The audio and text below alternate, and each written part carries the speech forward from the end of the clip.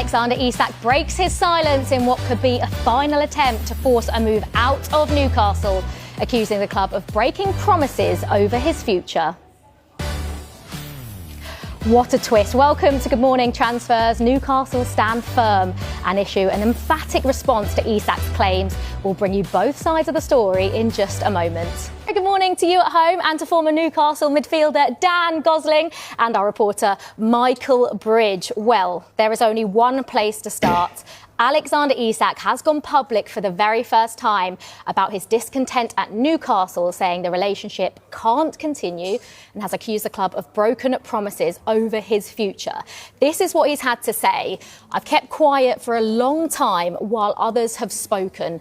That silence has allowed people to push their own version of events, even though they know it doesn't reflect what was really said and agreed behind closed doors. The reality is that promises were made and the club has known my position for a long time. He goes on to say, to now act as if these issues are only emerging is misleading. When promises are broken and trust is lost, the relationship cannot continue. That's where things are for me right now and why change is in the best interest of everyone, not just myself. Well, let's find out what former Newcastle midfielder Dan Gosling makes of it all then. I mean, Dan, surprised when Alexander Isak came out with that statement on social media? No, not now.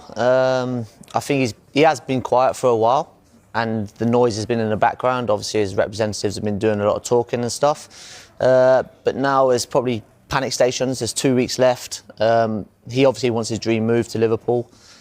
But the fact of the matter is, he has 3 years left. If Liverpool don't want to stump up the money, which is 130, 140, 150, then he's not going anywhere. Also, Newcastle have to get a replacement. And if that's not the case, then they just can't sanction a sale. Does this come from Alexander Isak himself?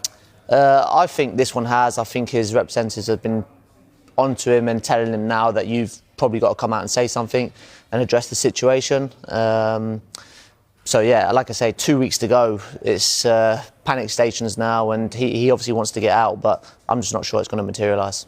Yeah, well, as I said just a second ago, Newcastle have issued an emphatic response to Alexander Isak's statement. This is what the club have had to say.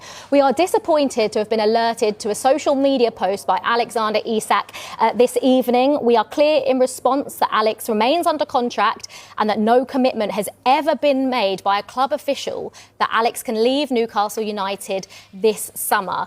They go on to say, we want to keep our best players, but we also understand players have their own wishes and we listen to their views. As explained to Alex and his representatives, we must always take into consideration the best interests of Newcastle United, the team and our supporters in all decisions. And we have been clear that the conditions of a sale this summer have not transpired. We do not foresee these conditions being met. This is a proud football club with proud traditions and we strive to retain our family feel. Alex remains part of our family and will be welcomed back when he is ready to join his teammates. I mean, I suppose the next question then is, Dan, what happens next? Because by that statement, it looks like Newcastle are ready to welcome him back. But from his statement, it looks like he's not ready to come back. Yeah, I think Newcastle, Eddie, the players, the fans, maybe not at this point, but in time, they will welcome him back. If he comes back 2-3 weeks' time, once the window's shut and he starts scoring, all the fans are going to be happy again. They're going to forget this little saga that's been going on. And he'll do well for the club. And in the summer next year, they'll review it and probably have to sell him with 2 years left on his contract. Newcastle are in a strong position. I think the agreement was if they could sign a replacement, they tried. João Pedro, Delap, Sesko. They've tried. Ekitike, they've tried. And they would have sanctioned a sale, no problem. But as it's transpired, they just haven't managed to get that top-class replacement in. And that's clear with the statement. We have been clear that the conditions of a sale this summer have not transpired. We do not foresee those conditions being met. That's the key here. So, a very, very interesting next couple of weeks. He's, with this statement, but he's further away than ever. Yeah, it must be very frustrating for him. I can totally understand it. But from a club's point of view, they're in a strong position. And like I say, if Liverpool aren't going to pay the money, if they're not going to get a replacement in, what can they do? Yeah, I mean, it's interesting. Right, let's head to Newcastle now and speak live to our reporter, Keith Downey. He is at the club's training ground. Morning, Keith. I mean, Isak's broken his silence. Newcastle, though, adamant he wasn't told he could leave. I mean, it feels like now things have reached boiling point. Yeah, it feels as though a line in the sand was drawn last night between both Alexander Isak and Newcastle. The silence from both clubs now for a while, a number of weeks, has been deafening, and it's been left to Eddie Howe to sit there and front up and answer the questions when he's not in charge of everything that's happening. Look, it's a real sorry situation that it's come to this. You've got to remember Alexander Isak, just 4 months ago, was the player who scored the winning goal for Newcastle in the cup final that brought home their first trophy in 70 years. Everywhere you go in Newcastle, there's young kids with 14 Isak on the back of their shirts, fans with Isak tattoos on their body after scoring the winner in the final, and we're in this situation. But look, clearly from his statement last night, he feels promises have been reneged on. I think that promise that he's alluding to, and although he doesn't say it in his statement, I think that promise was a new contract on higher wages, which of course hasn't arrived. And he's gone through last season, scored 27 goals, still on the same contract. Now, I had just heard you guys chatting before I came on air, and 100% you're right. Newcastle are in a strong position. Isak does have 3 years left on that existing 6-year contract that he signed, so they're in a position of strength. And essentially that was what I think they were trying to say in their statement last night, but they need him as well. And look, this is a situation where Newcastle have tried this summer to try and find a replacement to allow him to leave. Remember, he said a number of weeks ago, or he didn't say, but the message from his camp was that he was wishing to explore a move away from the club. That amidst the interest from Liverpool. Of course, then a week later came the offer from Liverpool, £110 million plus add-ons, that was turned down by Newcastle United. So Newcastle have tried to facilitate it. They tried to sign Hugo Ekitike, who would have been a like-for-like replacement. They tried to sign Benjamin Sesko, who would have been a like-for-like replacement, and they've got right down to the nitty-gritty in both those deals and lost out, ironically, to Liverpool and then to Manchester United. So look, Newcastle feel that they have tried, but just from the tone, the wording of their statement last night that dropped round about, I think it was just after 11:30 last night, it feels very much like a resignation that they're unable to, or have been unable to, get a replacement in with just under 2 weeks of the window left. And it feels very much like, look, they're digging their heels in, and Alexander Isak will remain a Newcastle United player beyond the end of the transfer window. What will be really interesting will be if and when Isak returns to the pitch wearing black and white stripes. Keith, the door's been left open by Newcastle for him to return in their statement, but in his it feels like he now just absolutely wants to leave. I know you said if he does come back, and will he be in black and white, but what has to happen now in order for any deal to take place?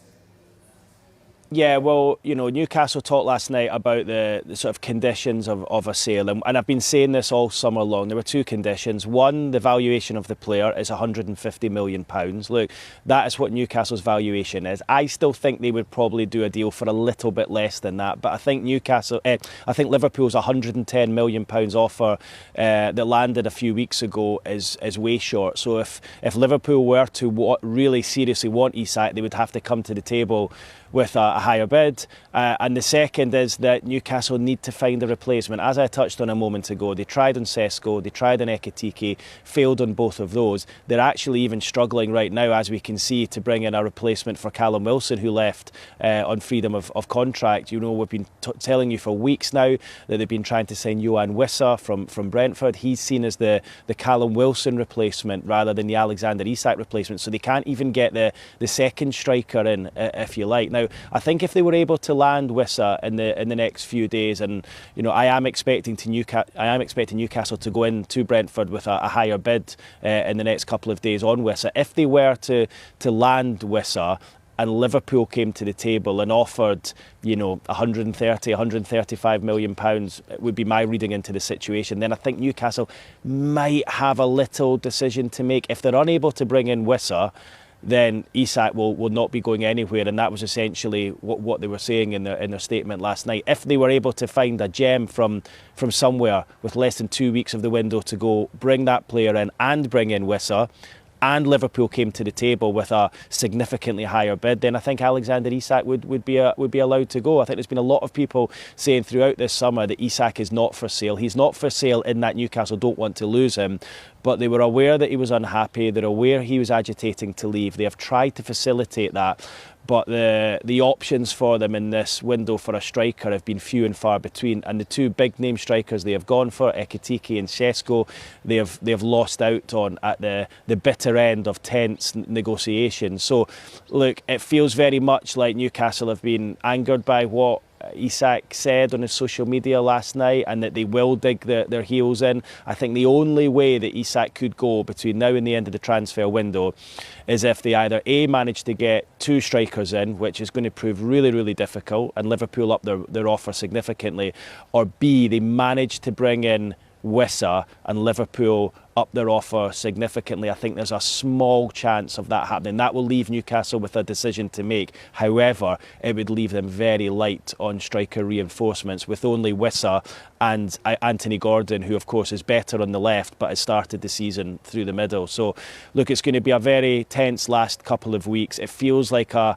line in the sand was drawn from both parties last night, and I have to say this situation has become a little bit toxic here at St James's Park. Yeah, absolutely. Interesting to see how this one ends. Thank you very much, Keith. Yeah, do you know what? I find this so interesting because I always like listening to Eddie Howe. I find him one of the most engaging managers in the Premier League. But I could hear anger in his voice last week, and he's going to be angry, isn't he, Dan? I mean, how is he going to deal with this? Because we keep talking about the Premier League, the Champions League. It's going to be a relentless fixture list for him next season. I don't know how he's going to deal with it. He will be angry because obviously he was the one that brought Isak in. They paid huge money for him at the time, who was sort of relatively unknown. His goal scoring record was good. He come in, he had injury issues as well for the first year, so the club stood by him. And then the club have essentially made him who he is. I know Isak's put in the performances, put in the work.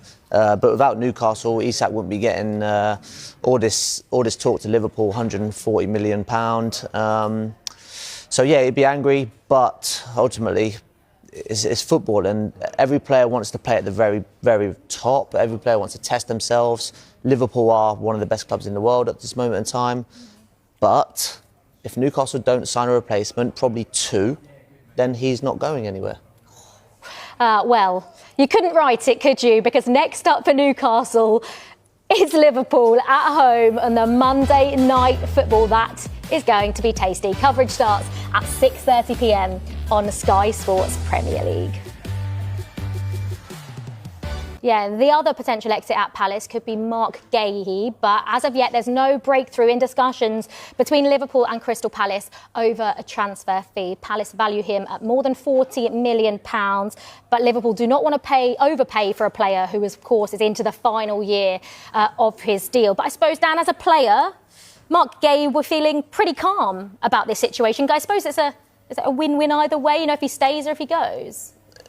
Yes, but look, I think he'll be on the plane to England for the World Cup, for England at the World Cup. I think at Palace he's going to play every week. If he goes to Liverpool, I think he still goes, but he's not going to start as many games. I think Konate, I know he had a tough time the opening league game of the season, and it's probably created a little bit more noise, and Liverpool might want to do a bit of business, but for £40 million, it's quite a lot for 1 year left on his contract, who's probably not going to come in and be that first choice starter. Terrific player. I think the way he's handled himself has been fantastic. Him and Eze. I think that's why Palace would let them go for a reasonable price. They've been great. But yeah, £40 million, I just don't know when in 12 months' time you can get him for free. I mean, let's get it right as well, Michael. There's no way that Mark Gahey is going to force through a move here, and he is more than happy to stay at Palace this season. Absolutely. And look, a year ago we were on the transfer show talking about Newcastle in and ready to pay around £70 million for Mark Gahey. Now people can turn around and say, "Oh, Palace should have taken it." Really? They had one of the best days of their lives winning the FA Cup. But one thing we do know, they do not want him to see his contract out and go for free. Yeah, absolutely. A sort of a tricky situation for Crystal Palace. We'll wait to see what happens with both Eze and Gahey.